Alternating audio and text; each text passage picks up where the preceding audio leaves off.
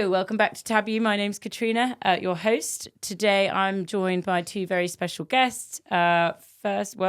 Debut intro to the podcast. Isn't that right, Andy? It is. Would you like to introduce yourself? First time, Andy Reid, Tab, Senior Sales Account Manager.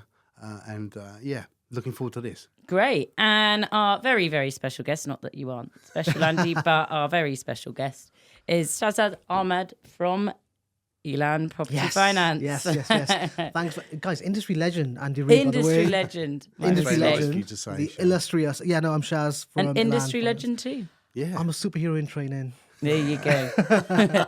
Can you give us a little bit of background to yourself, what you do, and, we'll go from there? No, absolutely. Thanks for having me. I think we met at the NECFBs. We did. We just connected.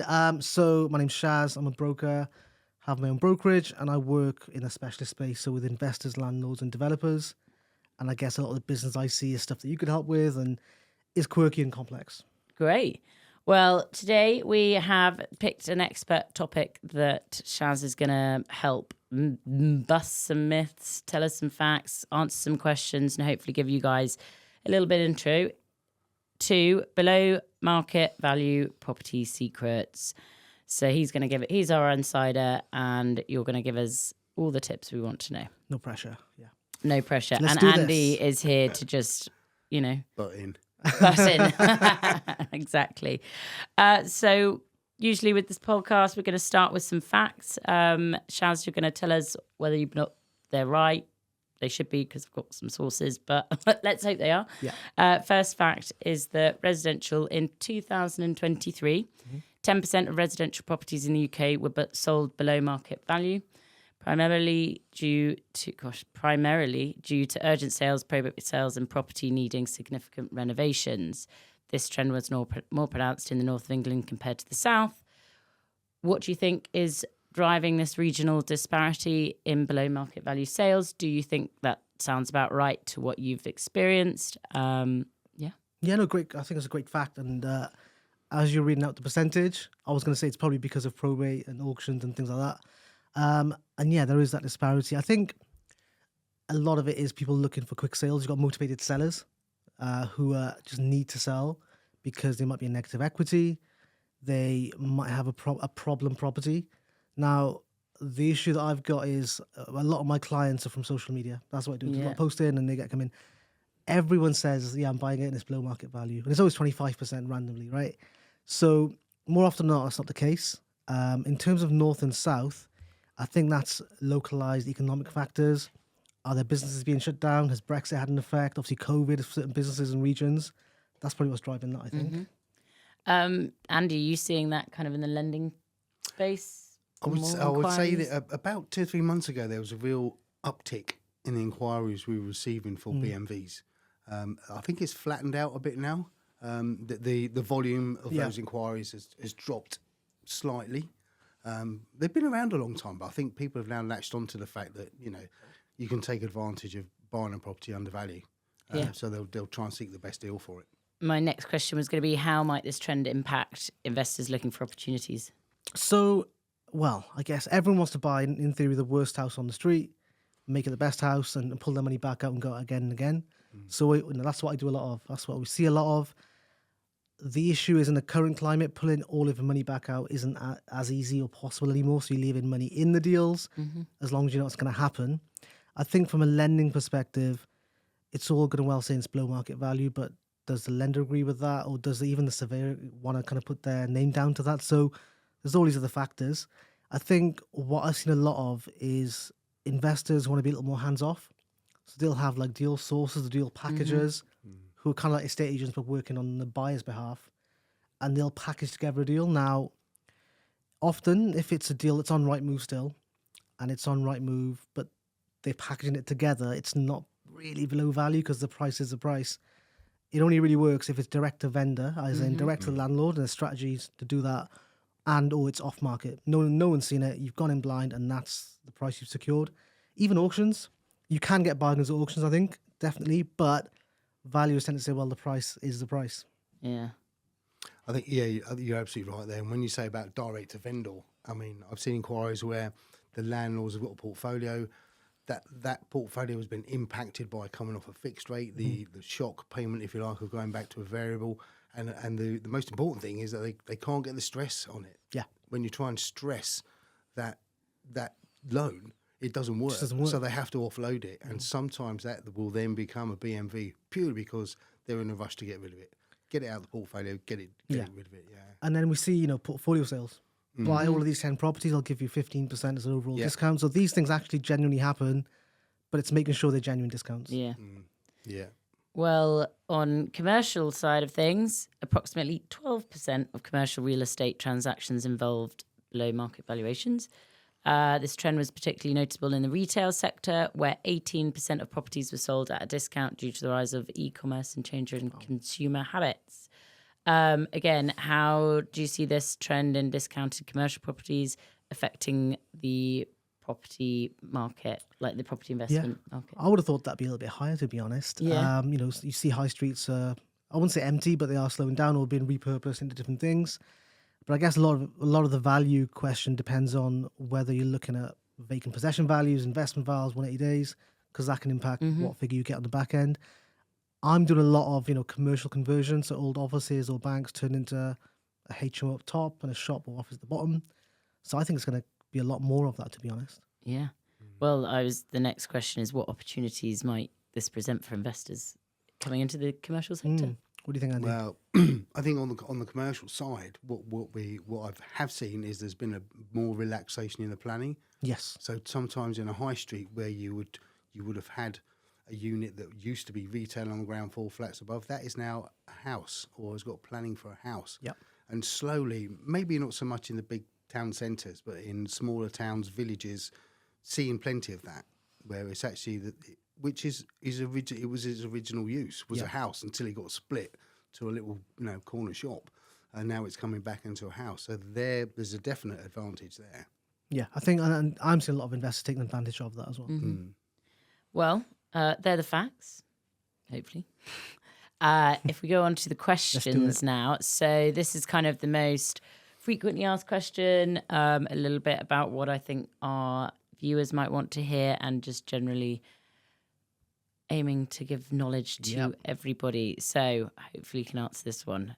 Question number 1, what is below market value property? Let's try and make it in layman's terms. So a below market value property is a transaction or property that you've secured that is agreed at a price that represents, below the average market price in the area. If we're simplifying it. Yeah. However, obviously all the challenges are if you're financing it, does the lender agree? Does the valuer agree? And is there opportunity to add further value onto it? Because ultimately, if it's below value, what are you going to do with it? Yeah. It's probably a reason it's below value. How could a property investor identify how can you determine whether it's true below market value? I think people need to ask more questions, do more research. So, check Rightmove for sold properties. Check land registry because they have to be shown on there to be used as comparables for valuers.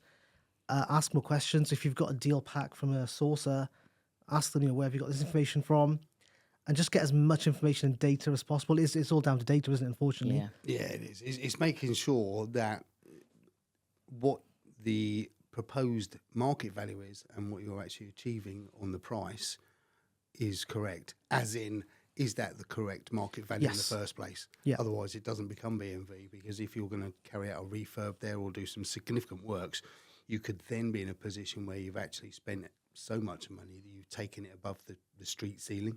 Yeah. So, and one thing, because I got a lot of new investors and they send me the inquiry forms, sometimes they'll say, I'm buying it for 150. It's below market value because market value is 170, but that's after the refurb. So it's current condition. It's not a bargain. Is it's exactly what they're paying for it right now. Yeah, exactly. So it kind of takes it away from BMV. Exactly. Got it. And you kind of mentioned earlier that you mentioned something earlier, and I had a question, but we're going to skip it because some it'll come back to me. Probably some golden gem. It was. Well, I will go and question. Oh, that was it. My question was: you mentioned earlier that to kind of get below market value, it's usually straight to landlord, or skipping out that process. Yeah.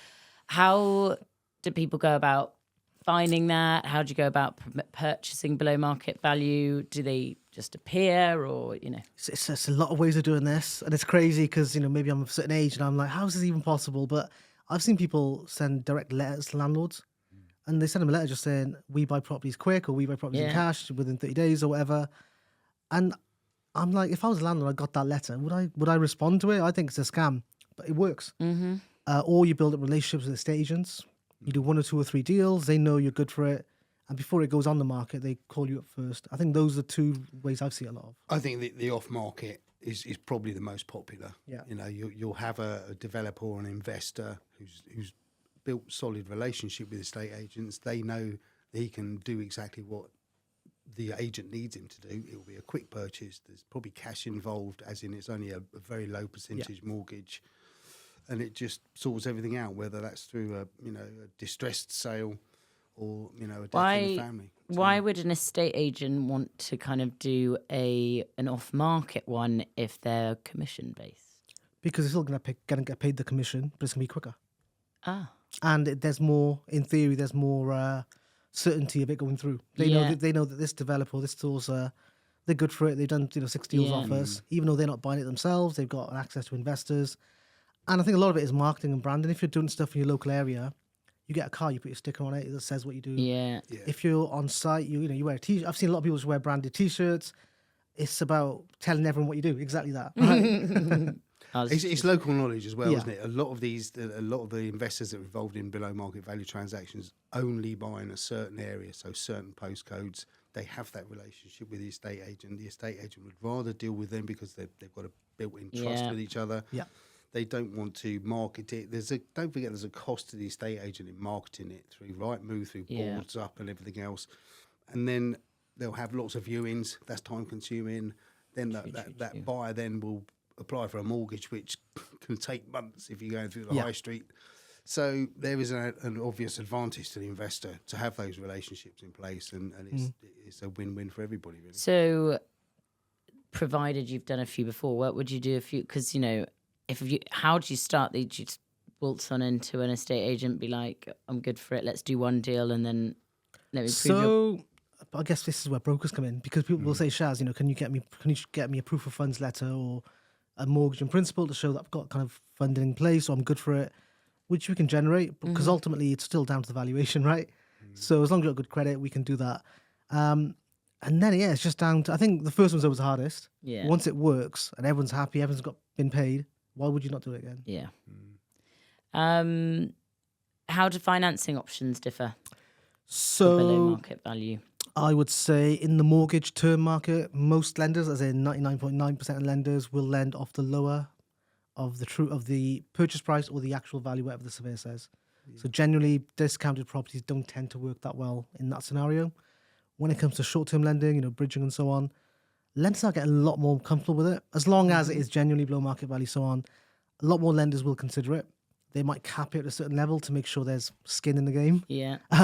Which is fine. I agree with that now, but yeah, there's a lot more comfort on short-term lending to say, fine, but then you have to be doing something else to improve the value. You can't just buy a bargain and then sell it or refinance it as is. You can't what you can do in the straight middle. away. Yeah. I mean, for example, we would do we'd offer 90% of the purchase price or 75% of value, whichever's the lower. Which is reasonable, isn't it? Yeah, which is very good. I think it's great. Yeah. There's not too much in that. But you're absolutely right. You can't just flip it because it won't work. Yeah, and I think you've got to improve the property. And I think this is where it helps to work with a broker, not just me, any decent broker, because they need to understand, can you come off the bridge? Or how long is it going to take to come off the bridge? An investor might think in their head, I'm going to be on this for 3 months, I'm going to buy it and just flip it onto a mortgage. But if you're not going to get an uplifted value on it, then does that still work as a deal? So setting expectations is in the first place. Cool. Question number 2. So that was only question number 1. This is like question time. It is. Well, you are on the podcast where we only ask questions. Question number 2 is, why would a house be listed below market value? So, various reasons. So, distress sale, probate. Yeah. So distress sale. Can you go into that for our listeners? So could be anything. I mean, could be that they are now, like say, negative equity, need to sell quick. They've got other lenders on their back. they're in distress, as it were, Yeah. because of that. I think that's the main reason I would say a distress sale. But you've got to be careful of distress sale versus vulnerable sellers. You know, if you've got an old lady and that's her main home and she has to be kicked out, I probably wouldn't want to touch that. Yeah. But that's distress sales, probate. So if someone's passed away and now the estate's got it. Problem properties, which you look for, but you got to make sure you can fix the problem. So structural issues, or in Wales, right, where I'm from, Japanese knotweed is everywhere. Yeah. Right? Or if it's on a mine shaft, these are not the end of the world, but are you aware of it and can you fix it? That's the thing, right? Those are the common ones. So problem properties, distress sales, or things that just can be added value on. And some of them do present themselves as just obvious B&V transactions, don't they? You'll see them as an auction purchase, and it's been empty for 3, 4, 5 years. The damp's coming in, the floorboards are going rotten. There's a reason it's an an auction, right? Yeah, and that's your ideal pickup point, isn't it? Yeah. And I think again, it's asking the questions. If you've seen a property and you see on Rightmove it's been discounted 3, 4 times, ask why. As a mortgage process, reason for it. there's a reason for it. If has there been mortgage applications that have fallen through? So do you want to now look at a bridge? Why? What's the problem with it? Yeah. If a house is on the market, it says cash only, ask them why. If it's for speed, then say I'm going to be using bridging, going to take about 3, 4 weeks. Is that okay with you? Yeah. Or is it because mortgage sales have fallen through? Get more information. I think some people rush into it way too quickly. How would the recent economic climate affect availability and pricing of below market values? Have there been more or less? I think things are ever changing. Like we've literally got a new government last week, and we've seen what's happening now. So. But like things are ever changing, so it depends on the policy at the time. I'm as busy as ever. August normally is quiet or quietens down because of holidays, but it's not at the moment, which is great. But the deals I'm seeing now are a lot more in South Wales or up north, where 100k kind of purchase prices or less, rather than your bigger HMO conversion type deals. So I don't see any slowdown. I think when there is slowdown, for me, it's always the residential clients. Yeah. Investors can always find deals. Good ones can anyway. Yeah, and I think they have it. If they're more seasoned investors as well, they'll have a better eye and a better idea about what you can do. You could take a 3-bed terrace property and turn it into a 6-bed HMO, and that works. Yeah, and the permit development, there's nothing you've got to do paperwork wise. That's and it. Yeah. So therefore, an undervalued transaction like that is quite lucrative. Well. There you go. You learn something new every day. Trying to look for that little sweet spot then. That little nugget. Yeah, exactly. Might be coming for some advice when I do. What are the He's the broker. Question number 3. What are the advantages and disadvantages of below market value property? Okay, so advantage clearly is you might pick up a bargain. Yeah. And actually a very good deal. A disadvantage could be that it is a problem that needs a lot of work solving, and once you start unraveling, if it's got structural issues, you get a structural survey done, and suddenly there's 50 grand's worth of work needs to be done, and you can't offload it, you can't mortgage it, you got to fix it, right? One thing people don't really realize, I think, about below market value purchases is by buying it below value, you're also affecting the comparables for everyone else, and also your refinance in a way, because that's going to be on land reg. So I'm not saying don't do it, but just be mindful that sale price is there now forever. Yeah. So you've got to add a fair bit of value to refinance out. What are the advantages? I mean, look, everyone's a bargain. Yeah. But it is a case you can pull out your money quickly, refinance, and go again, as long as the deal stacks. Yeah, I disagree. Any disadvantages apart from them being problem properties? Problem properties are. That's what we're here they're for. problem for a reason. Yeah.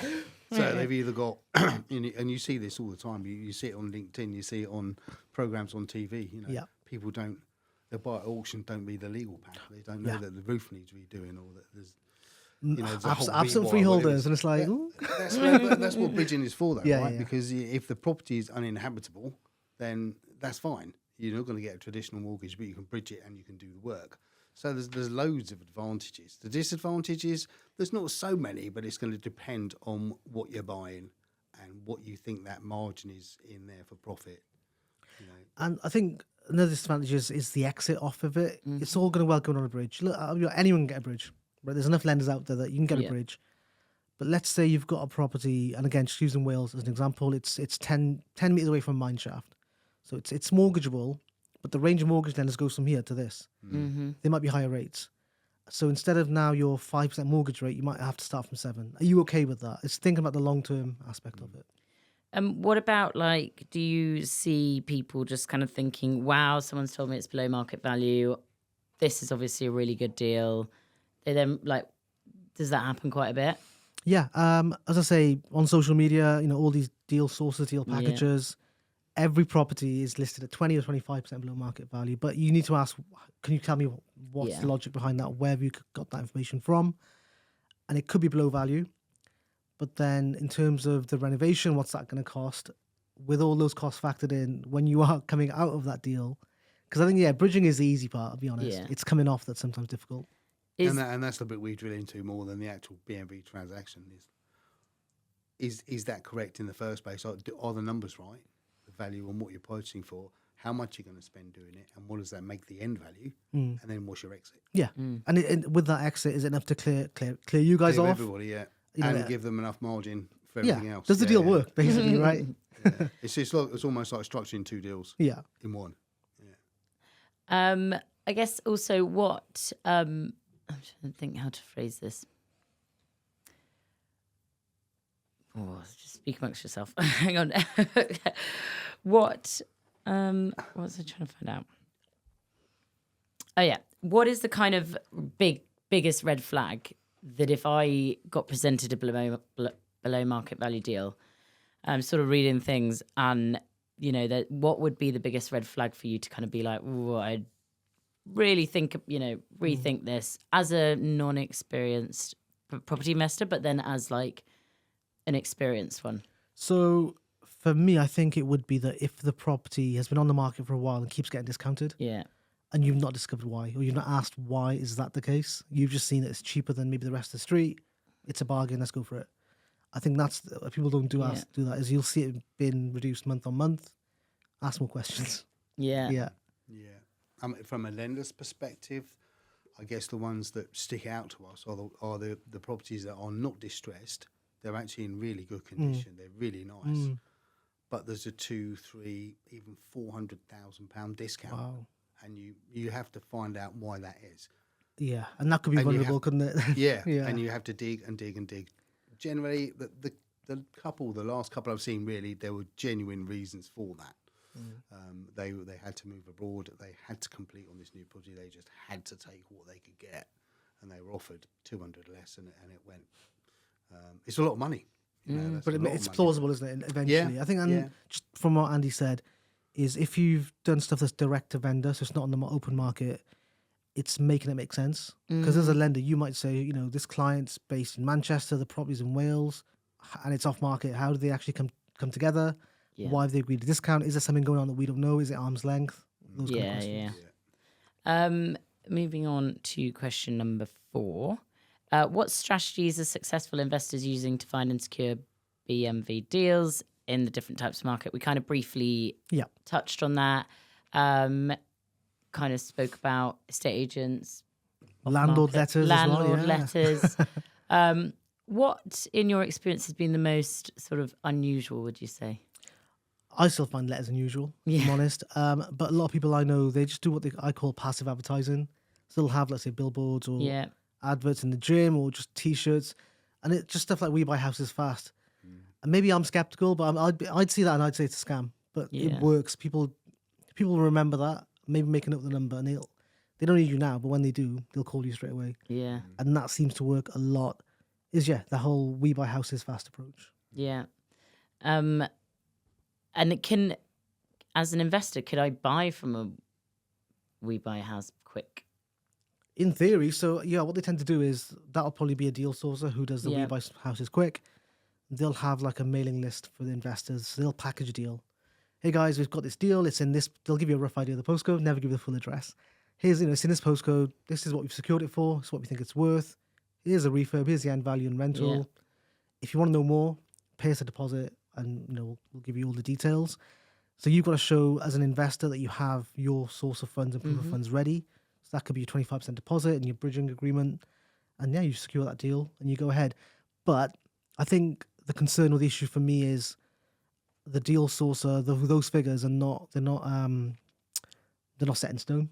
Yeah. The build costs could go over, the term could go over, the figures, even the value and the end value could be off. And actually, the deal source is not responsible or accountable for those. It's just based on their research. Yeah. And they always say, and it always winds me up when they say, here's our deal pack, here's, pay us £6,000 for the privilege, but also do your own due diligence. It's like, well, what am I paying you £6,000 for? I think that in that scenario, Shaz, there's just quite a lot of estimates, isn't there? There's nothing concrete that says this is definitely what it needs, what it's going to cost, etc.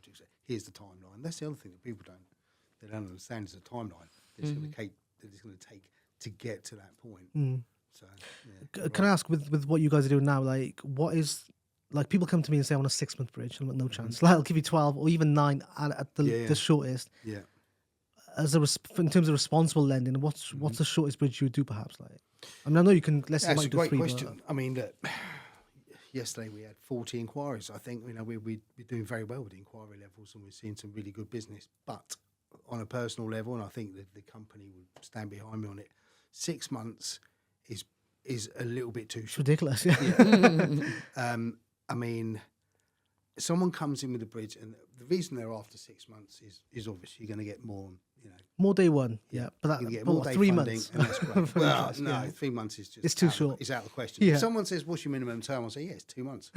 I'm not going to give you a loan for 2 months. Good. But 6 months, it's an education process, isn't it? Shaz? Exactly. And you'll be sitting there doing the same thing. So I will back you up. 6 months is not long enough for that transaction to start, and whatever they're doing, whether they're looking to push into a portfolio or they're carrying out a refurb, whatever it is, if the intention of the borrower is to flip that onto a term, and you're using, well, it doesn't matter who you're going to use. I can't name No, but names. anyone, Anyone or the high street, it will take that long 2 to 3 months to do that.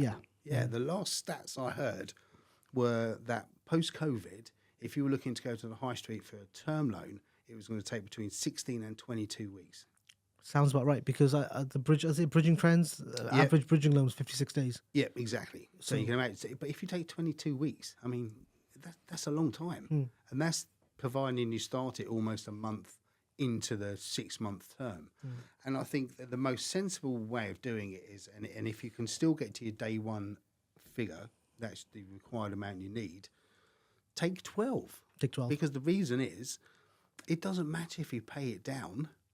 There's no penalty for paying it off early. Yeah. The penalty comes when you get to month 5.5 and you realise you've got 2 weeks and you're nowhere near being where you thought you were going to be. Yep. Then you want an extension. That costs money. Honestly, I say to everyone, So, like, I just say, would you rather take longer and pay it off early, no penalty, or do you want to run the risk of taking 6 yeah. and then having to pay for the luxury of extending it? And I think all day long you take 12. 100%. I think, like Andy said, it's an education piece. And I say to everyone, because people are sometimes like, oh, bridging's risky and they'll take the house away. What happens if you don't pay a mortgage? The same kind of thing, right? But also, I think with bridging, lenders are obviously more keen to extend because of the fees and stuff. It's probably more costly to go down the legal route than just extend it, default rate and everything. So, 12 months and you just... Yeah, but not all lenders are like that, are they, Shaz? There are some, There's some, you and I will know in the market that just say, that's your 12 months, that is it. 12 months and 1 day, you're in default. Yeah. So I think it's down really to responsible lending, responsible brokers, and that's why, as us on opposite sides of the fence, if you like, you build those relationships and you understand how you work together. 100%. And that's, if you have a great broker and you have a responsible lender, then you're fine. Well, there you go. You got 2 right here. All details will be in the show notes. What kind of other trends are you seeing in this area? So I am seeing a lot of portfolio acquisitions, a lot of HMO portfolios. I see a lot of landlords offloading those, and it is because of Andy said, like, might be on rates that now have got onto new rates or coming off of the old rates, and they just can't manage from the cash flow perspective. And then those portfolios are sold at a discount. Is that, again, would you say that they're sold at a discount because the rate that is now higher is now not achievable for investors? The rent roll versus the mortgage, it just doesn't make sense. And the stress testing doesn't. They just can't make it work, basically, right? And a lot of that is location specific as well. I find a lot of, in terms of short-term lending, a lot of my clients will want to be doing that, so buying discounted properties or portfolios, but also use investor money, so money from third-party investors with loan agreements, which is great. Also, it has its own risks. That's another topic for another day. And I get a bit concerned about being overgeared. If you're borrowing from one end and borrowing from someone else, you're really 100% borrowing, which is it's not as good as it sounds. But yeah, loads of HMO stuff, loads of commercial conversions to HMOs, just standard HMOs. Like Andy's touched on earlier, the rules have been relaxed a lot now. So you can pick up a 3 or 4 bed large property, make it into a 6 bed HMO. You've got 6 lot of cash flow. The value might end up with a bricks and mortar on the back end, but even now on the exits, a lot of lenders now are more comfortable doing investment valuations on 6 beds. So you've got a higher end value, higher income, but it depends what's it going to cost to get to that point. What kind of, you mentioned these regulations, how have they been laxed a little bit more? So now it's just literally a paperwork exercise. So if it's not in an Article 4 area, so Article 4, if people don't know, is there's a local directive from a council to say if you want to make it a HMO, you have to go through a full planning. It's not unachievable, but it's a lot more work and costs and so on. But if it's not Article 4, you can just do it. Obviously, you'll get all the sign-offs. So you can make a property into a 6-bedroom HMO without planning, and then you've got 6 rooms, 6 lots of income, like I said, and it's a lot easier. Yeah, and presumably that's just like adding a lot. Like, let's say you have 2 living rooms, you could just.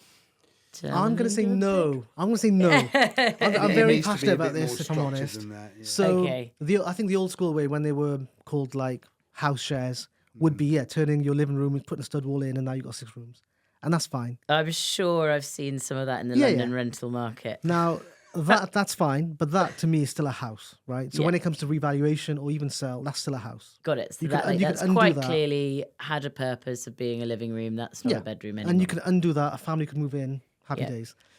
What I'm seeing a lot more of, especially with my clients, and I think it's just across the board, is people call high-end HMOs, professional HMOs, 6 bedrooms, all en suite, massive communal area.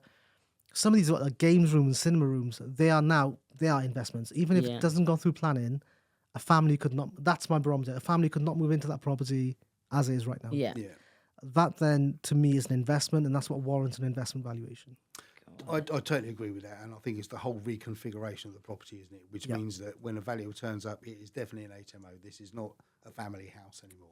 It's been properly reconfigured and converted to an HMO. Loft conversions, you can do all sorts, but with that traditional house share type stuff, if it happens, then that's a house. That's the value. What's the house next door worth? It's the same value as that. Yeah. When it's an investment, you get the income-based valuations. Got it. And that's what would keep the landlord or the investor on track with his plan. But also, it depending what you do and depending where it is, it can become a secure investment for a long time. If that is it's not purpose-built, purpose-converted HMO, and it's in a university town, fantastic. If it's in the commute about straight into London, and they're really high quality and high end, white goods, great. You're going to get top rent. Yeah, I've seen a lot of these now. What you need. Yeah, I've seen people pushing the boundary slightly, putting little kitchenettes in the rooms, which you've got to be careful. If you make it a full kitchen with like a gas hob, that might breach HMO regulations because that becomes truly self-contained. But if it's like a microwave or sink, it's fine. So, yeah, some of these rooms, I wouldn't say I'd live in them myself. I'd rather a full house, but they're very, very nice looking. Yeah. Well, that concludes our questions. We're going to do a little bit of myth busting now. Oh, right. Okay. Are you ready? Fine. Myth number 1. Below market valuations are always indicate poor quality. True or false? I'm going to say false. I didn't have the answer. You're our myth do you want some further commentary on this? There's a backup now. So I would say false because, for example, if it is a distress sale like we've covered earlier, that could be a high quality property that just needs to be sold quickly. Exactly. So, the one you referenced, they needed to move away. Yeah. Probably a very nice house. Stuff like nothing wrong with it at all. Myth number 2. Below market valuations are rare. What do you think, Andy? No, I don't think so. False. Yeah, false. Yeah. Yes. Just around. Myth. Myth number 3. Oh, maybe these are all myths. Yeah, we're busting myths, aren't we? Yeah, we are. Oh, yeah, we are busting myths. So maybe they're all going to be false. I don't know. Only residential properties are sold below market value. That is a myth because, as we've said, commercial as well, especially now, will and can be sold below value. Maybe I should change the question to make some true. Fact or false? Fact or myth? Yeah, or something. Well, we've done the facts. Myth number 4. Prime central London properties are immune to below market value properties. False. Absolutely false. That's a myth. Yeah. Yeah. Well, we've established they're all myths, Andy. Well, it is definitely false then. Yeah. Below? Okay, myth number 5: below market value guarantees profit. I'm going to say that's false. And the reason is it can do. I think most of the time it probably will. However, there's a large minority where if the cost of renovating, because it's a problem property, it may not make a profit. You may break even. Would you maybe say that one is down to kind of investor education? Yeah, 100%. More often than not. I would. Excuse me. I think it's down to the experience of the person doing that and realising that what needs to be done. There's the cost, but how much is the contingency? Is it going to go more than that?